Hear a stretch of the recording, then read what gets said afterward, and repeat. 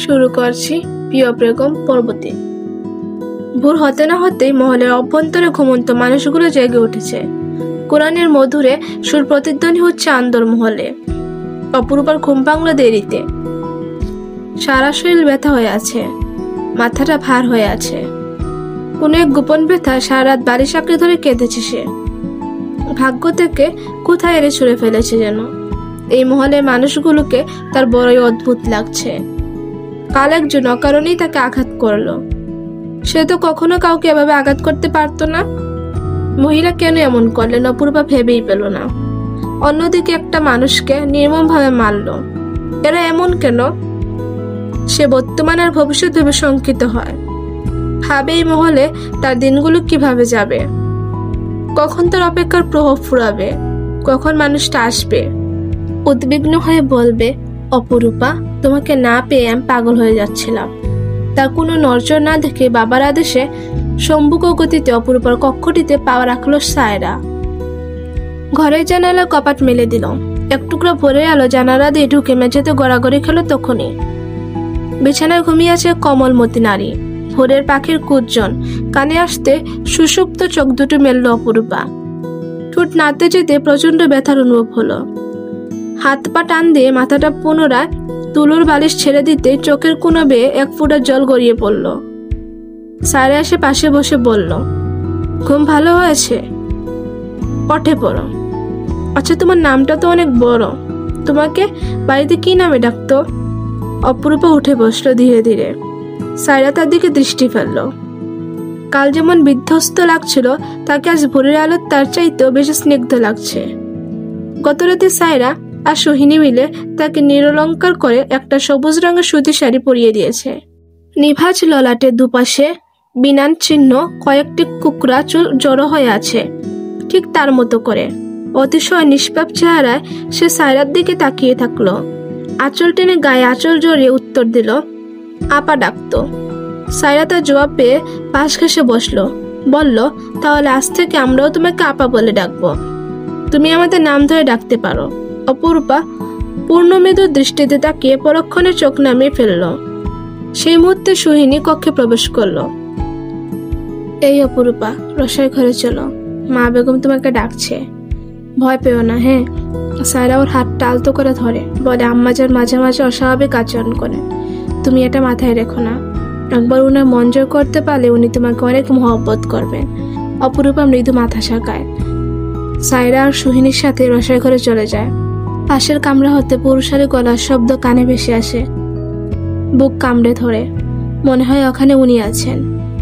প্রকাণ্ড রসাই ঘরে একপাশে মাটিতে পাটের ছোটে বসে গপাগপ খাবার গলাৎকরণ করছে বাড়ির কাজের বুয়াগুলো।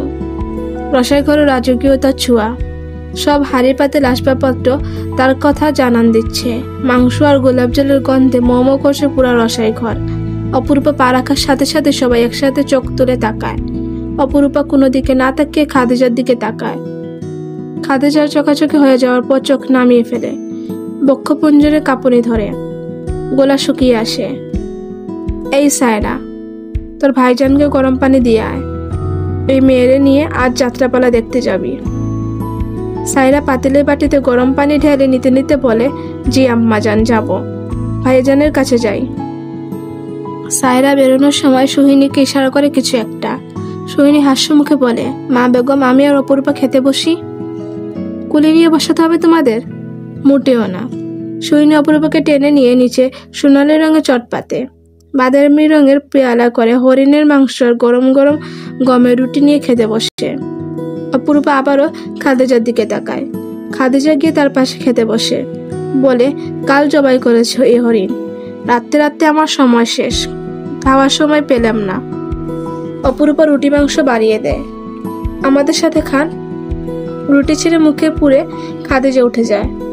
অপরূপা খিদের চুটে তৃপ্তি সহকারে রুটি দিয়ে হরিণের মাংস খায়। কতদিন সে খায় না। 6 বছরের বাচ্চাটাকে নিয়ে তার মা আসে। সে মূলত সোহিনীরও মা, তবে আপন মা নয়। তার নিজের মা গত বছর 15 হবে। তার কয়েক বছর পর শেরতাজ সুলতান নতুন বিবাহ করেন। সে ঘরে পুত্র শিভান, হাসি খুশি চঞ্চল দুরন্ত। বড় ভাইজানরা ছাড়া যাদের সাথে সে সারাক্ষণ তুমুল দুষ্টুমিতে মেতে থাকে। সুন্দর বউ, আমিও তোমার সাথে খাবো। অপরূপা তার মিষ্টি হাসে। শিবানের মাও হাসে ছেলের কথায়। অপরূপার পাশে এসে শিবান বসে। রুটি ছিঁড়ে মাংস খেতে খেতে বলে, আমি বেশি বেশি খাবো, কারণ আমার মুখে রুচি বেশি। সোহিনী তার পেটে গুঁতো মেরে বলে, এজন্যই তো আপনার পেটটা তবলার মতো হয়ে যাচ্ছে দিন দিন। কাজের বুয়া সহ সবাই একসাথে হি হি করে হাসে। শিবান কিক কিক করে হাসে। অপরূপা আবারও তার হাসিতে থমকে যায়। বুকের ভেতর তোলপাড় হয়। কত প্রশ্ন মনে জাগে। খাদিজা পাতিলের ধোঁয়ায় কাশতে কাশতে জানতে চায়, তোমার বিয়ে কি কাজে বাড়িতে হয়েছে মেয়ে? কোন কাজে বাড়ি সেটা? অপরূপার গলায় রুটি আটকে যায়। কাশতে কাশতে চোখ লাল হয়ে আসে তার। খাদিজা মহাবিরক্ত হয়ে তাকিয়ে থাকে। মেয়েরা নিশ্চয়ই কিছু লুকাচ্ছে। শেহজাদের ঘরে ঢুকার সময় সাফায়াতের মুখোমুখি পড়ে যায় সায়রা। সুপ্রভাত সাফায়াত ভাই। সুপ্রভাত সায়রা বানু। সায়রা রেগে মেগে কড়া গলায় বলে ওঠে, বানু রাখবেন না, আমার ভালো লাগে না। আমার বড়ই ভালো লাগে। ভাইজানের ঘুম ভেঙেছে? সায়রা উকি দেয়। শেহজাদ চোখের উপর হাত রেখে পা টেনে শুয়ে আছে। কালকে জখমে তার শরীর অবসন্ন। উজ্জ্বল সুকুমার চেহারা ফ্যাকাশে রং ধারণ করেছে।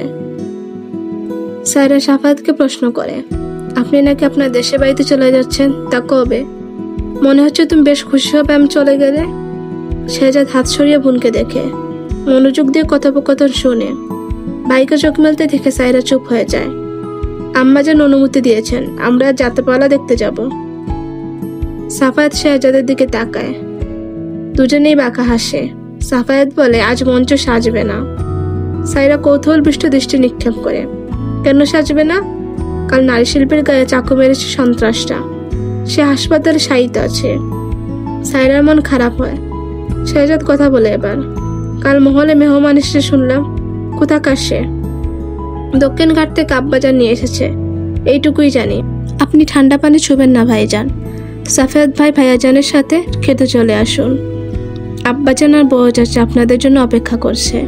সাফায়াত হেসে পেটে হাত বুলিয়ে বলে, আজকে হইনি মাংস দিয়ে চলবে? তুমি আসার সাথে সাথে মাংসের গ্রান পেলাম। খাদ্যরসিক সাফায়াতের কথায় সায়রা আর শেহজাদ হাসে। সায়রা বেরিয়ে যাওয়ার পথে থেমে যায়। ছোট্ট করে বলে, হরিণের নয় হরিণীর। সাফায়াত হাসে। শেহজাদকে তাড়া দিয়ে বলে, ওঠে পড়ো ভাইজান, খেতে তার তর মানছে না। শাহজাদ আদেশে সুরে বলে, তুমি যাও, আমি আসছি। মহলের ভেতর হাঁটতে হাঁটতে নিজের কক্ষের দিকে পা বাড়ায় অপরূপা। কি সুন্দর এই মহলটি। একদিন সময় করে সায়রা সোহিনার সাথে পুরো মহল ঘুরে দেখবে সে। আকস্মিক একজন পুরুষের পদধ্বনি টের পেল সে। পরিচিত আতরের গন্ধ নাসিকারন্ধ্র ভেদ করে। এক ছুটে সে আড়াল করে দাঁড়ায় মোটা গোলাকার স্তম্ভের পেছনে। কম্পিত বুকে হাত চাপা দিয়ে চোখ বুজে থাকে।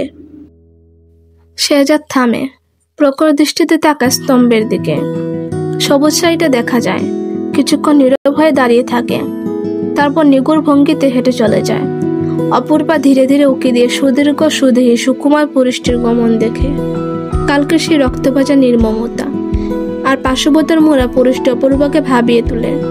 কানে এসে চাবুক মারার আওয়াজ আর অত্যাচারের চিৎকার করতে থাকা লোকটার মর্মভেদী আর্তনাদ। অপূর্বা দ্রুত পায়ে ছুটে যায় সেই আওয়াজ অনুসরণ করে। মহল চত্বরে গতকালে সেই লোকটাকে পেটানো হচ্ছে। রক্তে মাখামাখি তার শরীর। আর কিছুক্ষণ এভাবে চাবুক পেটাতে থাকলে লোকটা অক্কা পাবে। পেটাতে থাকা লোকটিকে দেখে মনে হলো পয়সার বিনিময়ে গতর খাটালো, যার সাথে তার বিন্দুমাত্র শত্রুতা নেই, শুধুমাত্র পয়সার জন্য একটা মানুষকে এভাবে মারছে। আঘাত করতে করতে পাশবিক আনন্দে লোকটা হাসছেও।